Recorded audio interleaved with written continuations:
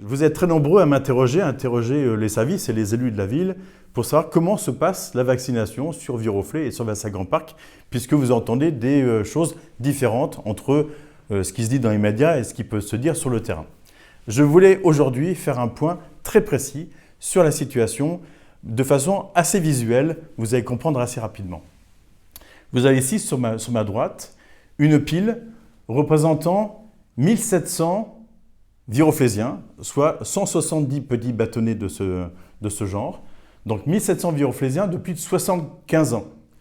Je n'y ai pas ajouté la liste des moins de 75 ans vulnérables qui ont des pathologies qui leur permettent de se faire vacciner dans la première série. Donc pour l'instant 1700.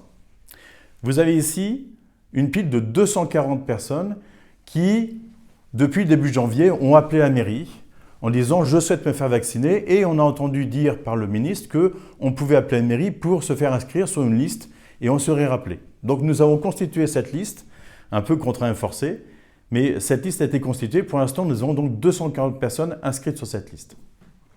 Et ici, vous avez les doses de vaccins qui vont être disponibles dans les semaines à venir.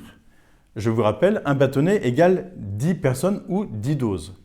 Ici, c'est la semaine du 22 février, où nous avons 11 doses disponibles pour Viroflay, puisque, pour être très clair, les doses reçues au niveau de Versailles-Grand-Parc sont réparties, une petite partie en fait sur Doctolib, pour être accessible sur Doctolib et sur le numéro national, le 0800 009 110, et une autre partie est répartie par ville pour avoir des créneaux par ville. Viroflay, donc pour la semaine du 22 février, dispose de 11 doses. Pour la semaine du 1er mars, Viroflay dispose de 14 doses. Et ensuite, pour la semaine du 8 mars, nous aurions théoriquement 54 doses. Pour la semaine du 15 mars, 54 doses. La semaine du 22 mars, 54 doses. Et la semaine du 29 mars, 54 doses.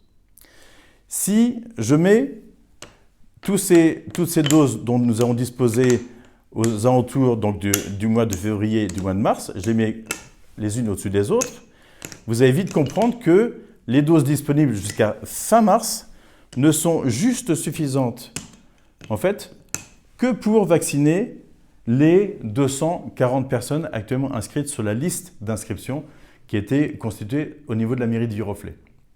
Alors, il y a d'autres doses, je l'ai dit, en fait, qui sont inscrites sur le site Doctolib pour qu'elles puissent être accessibles, mais elles sont accessibles par tout un chacun, que vous soyez viroflésien, versaillais ou habitant Chaville ou ailleurs, en fait même Limoges si vous le souhaitez. Donc en l'occurrence, le message est le suivant. Nous sommes bien actuellement face à une pénurie de doses.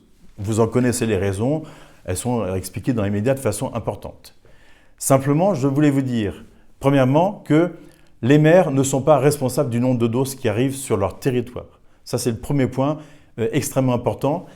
On sait que les doses, semble-t-il, sont réparties de façon différente selon les départements. Je ne sais pas pourquoi. Et toutes les difficultés, par contre, que vous me faites remonter, je les fais aussi remonter au niveau du préfet et au niveau de la directrice de l'ARS pour qu'elle puisse ensuite faire remonter ces problèmes-là au niveau plus important, au niveau du ministère, par exemple. Et donc, pour faire en sorte que la répartition puisse être retravaillée ou en tout cas, peut-être essayer de faire accélérer les livraisons si cela est encore possible.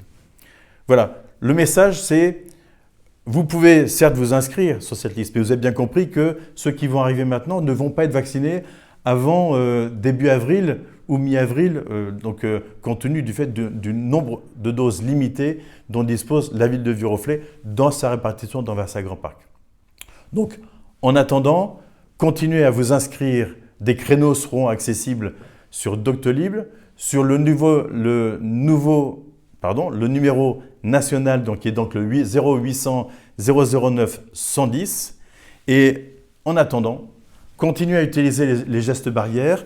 Vous avez ici donc le gel hydroalcoolique, vous avez les masques. Continuez à porter le masque dans tous les endroits sur lesquels en fait, vous êtes à proximité d'autres personnes, les transports en commun, les magasins, le marché, les gares, bien évidemment, les services publics. Continuez à porter ce masque et à prendre la distanciation physique nécessaire, à prendre toutes les précautions nécessaires, parce que le vaccin, vous l'avez compris, en fait, il sera accessible à tous, mais vraiment de façon assez tardive compte tenu des difficultés et de cette pénurie que nous vivons tous en France actuellement.